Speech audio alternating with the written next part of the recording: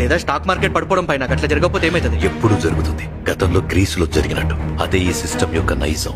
ఇది ఇలా ఆటోమేటిక్ గా రియాక్ట్ అయ్యేలాగానే డిజైన్ చేయబడింది. దీన్ని ముందే చూడొచ్చు. ఇది ముందే చూడొచ్చా?